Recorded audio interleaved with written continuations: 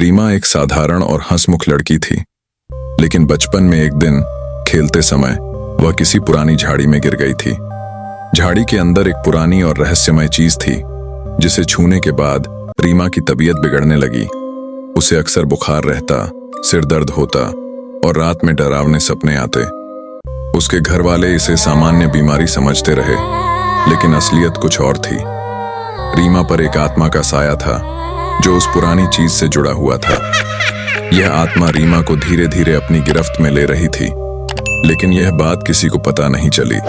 शादी और शापित फेरे रीमा बड़ी हुई और उसकी शादी करवा दी गई।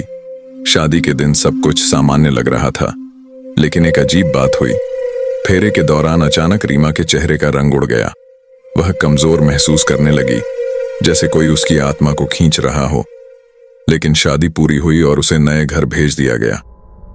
पहली रात रीमा ने अपने पति करण को बताया कि उसे सपने में कोई डरावनी परछाई दिखी।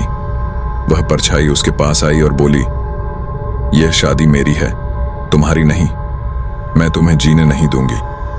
करण ने इसे एक बुरा सपना समझकर अनदेखा कर दिया, लेकिन अगली सुबह रीमा ने यह बात अपनी मां को बताई। रीमा की मां परेशान हो गईं और किसी तांत्रिक के पास गईं। तांत्रिक ने कहा, तुम्हारी बेटी पर एक बुरी आत्मा का साया है। यह आत्मा शादी में आई थी और उसने तुम्हारी बेटी के साथ फेरे भी लिए हैं। अब यह आत्मा उसकी जिंदगी से नहीं जाएगी जब तक इसे रोका न जाए। रीमा की हालत खराब होती है। कुछ दिनों बाद रीमा की तबीयत अचानक बिगड़ गई। उसे तेज बुखार आया और वह बेहोश हो गई। उसकी सास ससुर ने रीमा के माता पिता को बुलाया और गुस्से में कहा, तुम्हारी बेटी हमारे घर में क्या लेकर आई है? इस पर जरूर किसी का साया है। हमें धोखा दिया गया है। रीमा के माता पिता ने कहा कि वे इसे ठीक करवाएंगे और उसे अपने घर ले गए। आत्मा का भयानक रूप जब रीमा को उनके घर ले जाया गया, तो रात के समय उसमें आत्मा प्रकट हो गई। रीमा के बोलने का तरीका बदल गया। उसकी आवाज मोटी और डरावनी हो गई।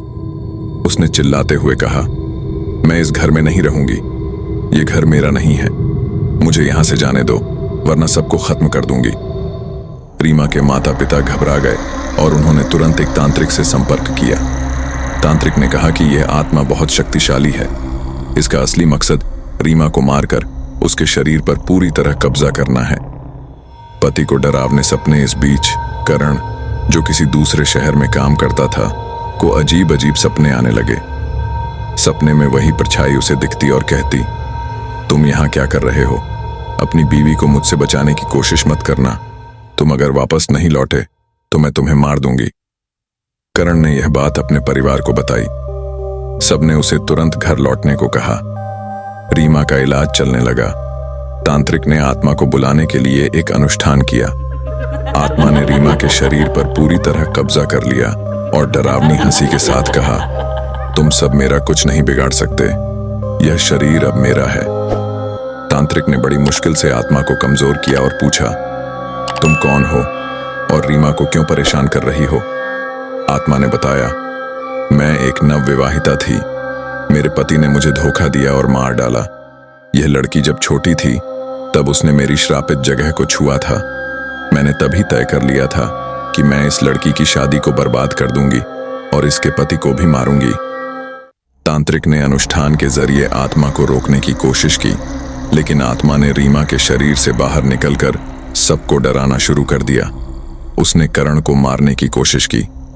आखिरकार तांत्रिक ने आत्मा को पूरी तरह खत्म करने के लिए उसे उसी झाड़ी में भेज दिया जहां से उसने रीमा के शरीर पर कब्जा किया था।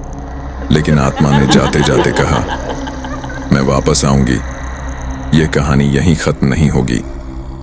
रीमा बच तो गई, लेकिन आज भी उसे रात में डरावने सपने आते हैं और कभी-कभी करण को लगता है कि कोई परछाई उसे देख रही है।